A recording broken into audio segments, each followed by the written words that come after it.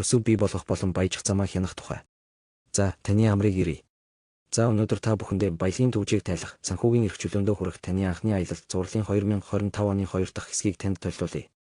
Анхны видеонд та бид санхүүгийн тодорхой зорилго тавих хүчийг олж мэдсэн. Одоо өөрийнхөө төсөв зохиох замаар эдгээр зорилгыг хэрэгжүүлэх цаг болжээ. Хэрэв та сар дуусахаас өмнө мөнгө чинь алга болчих шиг дуусчихдаг санагдаж байсан бол одоо энэ видео хичээлээ би танд зориулж байгаа болно. Мөнгөө санхүүгийн амьдралаа хэцүү байдалд үргэлжлүүлэх биш, харин санхүүгээ илүү ухаалаг болгохыг яг одоо сурцгаая. Үндсэн агуулга эхэлцгээе.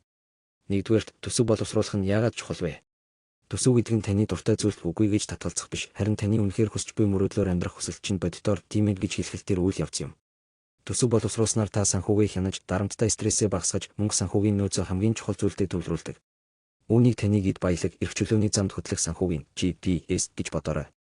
2-дугаарт 50-30-20 гэдэг журам. Гайхалтай эхлэлийн цэг бол 50-30-20 гэсэн дүрм юм. Энэ нь дараах байдалтай бай. Таны орлогын 50% бүрээс хоол хүнс, нийтийн хэрэглээний зардал зэрэгт зарцуулагддаг. 30% нь гадуур хооллох, хобби гэх мэт таны хүсэлд зориулагдах болно. 20% нь өөрөө хэмнэх шийдвэрлэхэд зориулагдсан. Энэ арга нь таны мөнгийг одооноос таашаал авах, ирээдүйдээ бэлтгэх хооронд тэнцвэртэй байх боломжийг олгодог. Үүнийг амьдралын хэв маяг, тэргүүлэх чиглэлүүдтэй тааруулан тохируулаарай.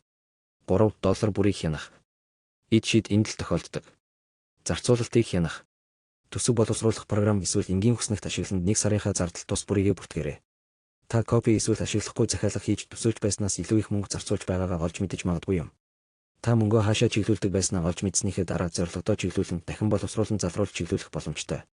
Дүгнэлт, таны санхүүгийн эрх чөлөөд баялагт хүрэх зам танд өөрийн чинь ухамсар сахилга батаас эхэлдэг. Өөрийн зорилго үнэт зүйлээ тусгасан төсөв зохиож эхний алхмаа та хийхэд бэлэн боллоо. Ийм л энгийн байсан байгаа биз.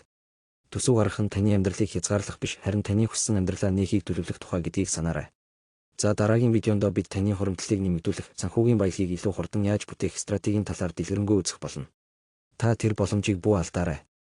Хэрэв танд энэ видео хичээл таалагдсан бол бусдаа шеэр хийж, subscribe хийж бүртгүүлэн амьдралаа өөрчлөх олон сайхан шинэ бүтээмжтэй сургалтуудыг үнгүүгээр авч байгаарай.